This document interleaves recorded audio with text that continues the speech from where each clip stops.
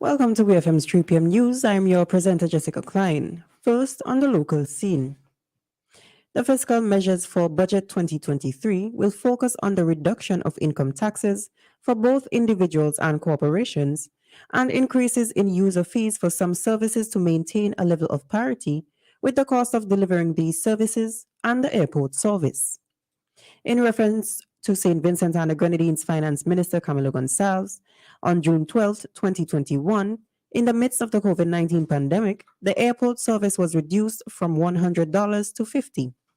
However, due to the removal of travel restrictions both regionally and internationally, the government believes that the airport fee should return to $100. The finance minister said, to this end, with effect from May 1st, 2023, the airport service charge will revert to 100 EC dollars or 40 USD dollars. An additional 4 million in revenue is expected from this measure.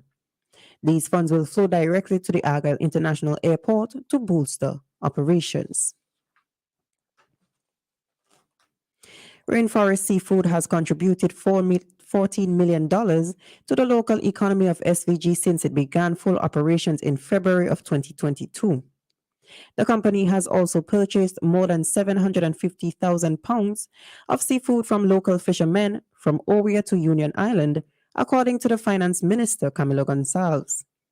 Gonçalves disclosed that Rainforest's Kaliako facility currently employs between 70 and 120 processors, and owners are anticipating rapid growth in 2023. He said, the government is working to strengthen the fisheries sector to take advantage of opportunities. The capacity of the fisherfolk themselves is the only impediment to a buoyant blue economy in fisheries, with the processors and exporters in place and with a robust and growing market demand.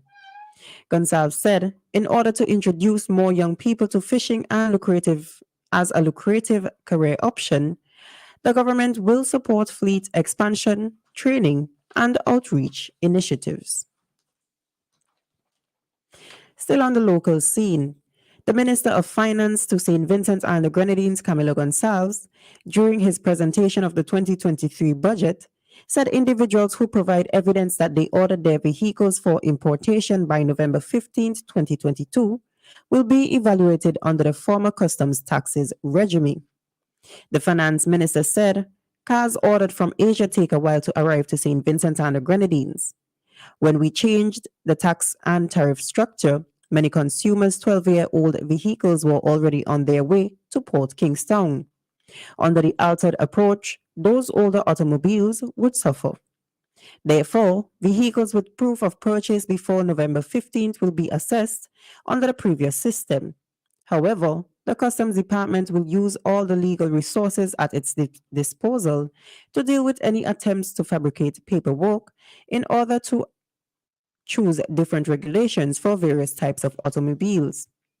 A bill to change the customs tariff on the importation of newer automobiles, hybrid vehicles, electric vehicles, and vehicles with smaller engines was approved by the Parliament on the 15th of November 2022 to usher in the new system.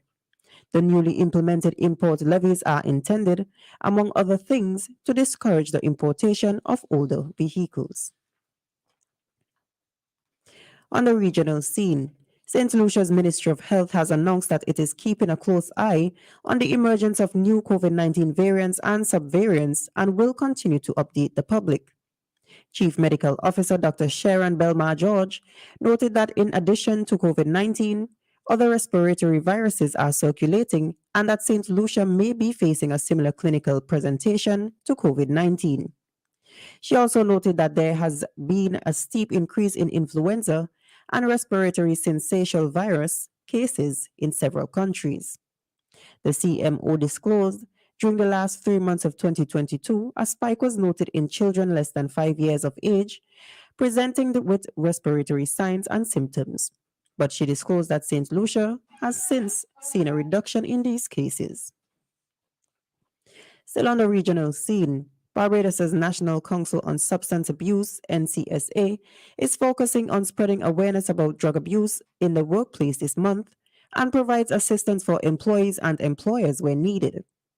The NCSA's Deputy Manager Troy Wickham disclosed that while research has not been conducted locally to find out the extent of drug use in workplaces, statistics gathered internationally showed a direct link between substance abuse and poor performance on the job, as well as increased absence and poor relationships among employees and employers.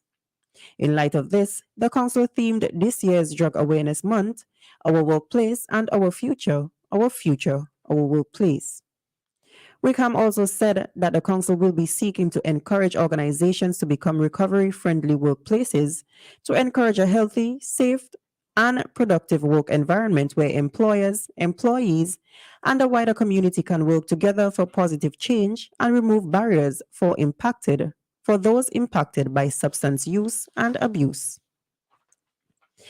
And finally, on the international scene, China's government has suspended issuing tourist and business visas on Tuesday for South Koreans and reportedly for Japanese too, in apparent retaliation for COVID-19 testing requirements imposed by those countries on travelers from China. In a brief notice on its WeChat social media account, the Chinese embassy in Seoul said the ban would continue until South Korea lifts its discriminatory entry measures against China. A Japanese news source said the ban would also affect Japanese travelers, though there was no similar announcement from China. A Japanese foreign ministry official said the government was aware of the report and was holding unofficial discussions with Chinese authorities about measures being considered by Beijing. China's foreign ministry threatened countermeasures last week against countries that had announced new virus testing requirements for travelers from China. At least 10 in Europe, North America, and Asia have done so recently, with officials expressing concern about a lack of information about rapidly spreading virus outbreaks in China. This has been WeFM's 3 p.m. news. Join us again at 5:30 p.m. for WeFM's evening news, and we thank you for listening.